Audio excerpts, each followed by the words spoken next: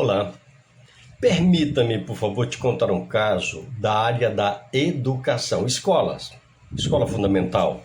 Mas eu quero, para te contar esse caso, que é bem rapidinho e de profundo ensinamento, claro, eu quero usar um texto bíblico que está em Mateus 12, verso 25. E o mesmo texto está também em Marcos 3, verso 25.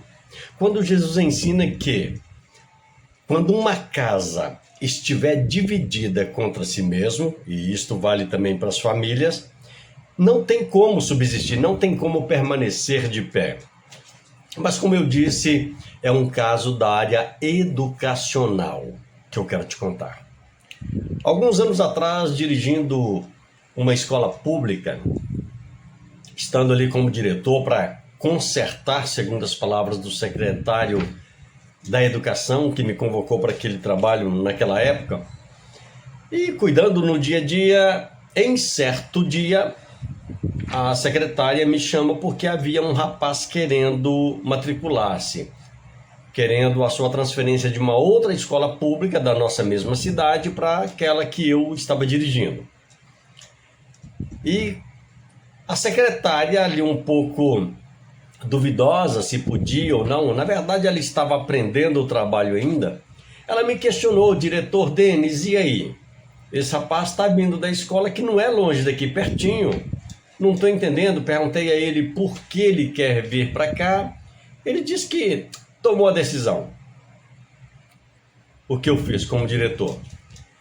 Conversei com o rapaz, bati um papo, percebi que o rapaz era de um temperamento um pouco complicado, um pouco forte e que poderia gerar problemas na nossa unidade. Bom, mesmo um aluno que possa gerar problemas, mesmo um aluno que possa gerar algum transtorno, nós temos, como educadores, como ensinadores, como diretores, professores, nós temos a obrigação de buscar os melhores meios, os melhores caminhos para que tal aluno passe a ter luz.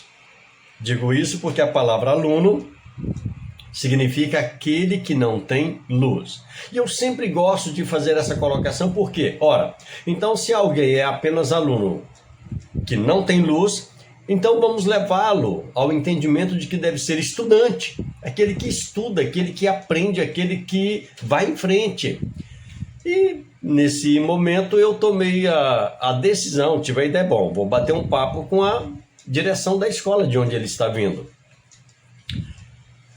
No bate-papo com esse aluno, uma coisa interessante aconteceu, foi que ele foi extremamente honesto.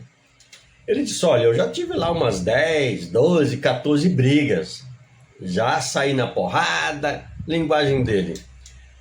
E confesso para você que isso não foi para mim problema em aceitá-lo, desde que eu tivesse uma ficha completa, correta, e ele realmente aceitasse as regras.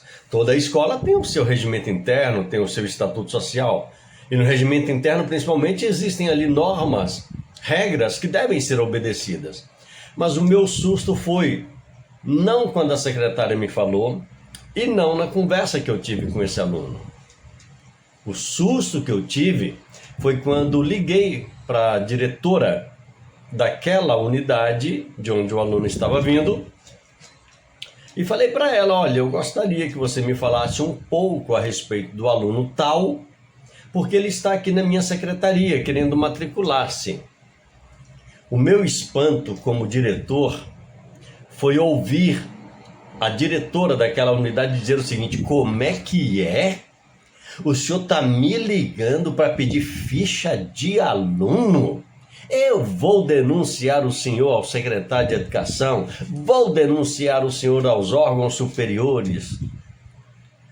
Eu confesso para você que fiquei um pouco assustado com aquilo. Não com medo de ser denunciado de qualquer coisa, de qualquer forma, mas com a reação daquela diretora.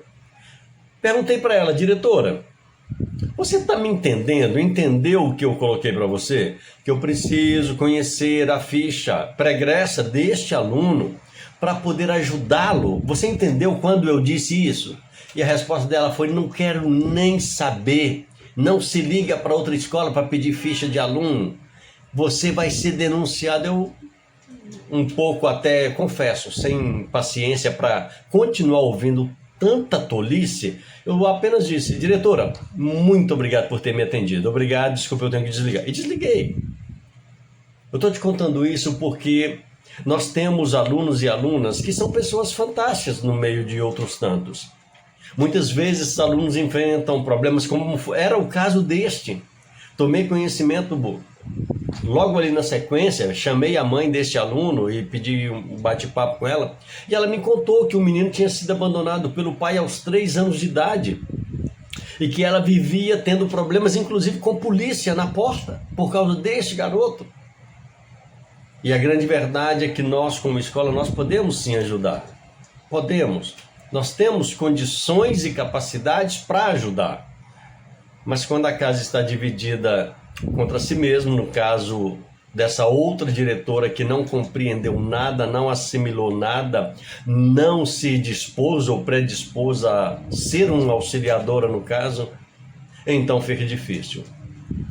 Mas lembre-se de uma coisa, falando de educação, nós temos em nossas escolas meninas e meninos fantásticos, que têm muito a contribuir com a nossa nação.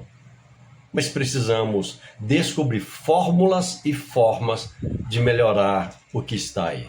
Porque do jeito que está, difícil, é muito difícil que dê certo. Que Deus abençoe a todos.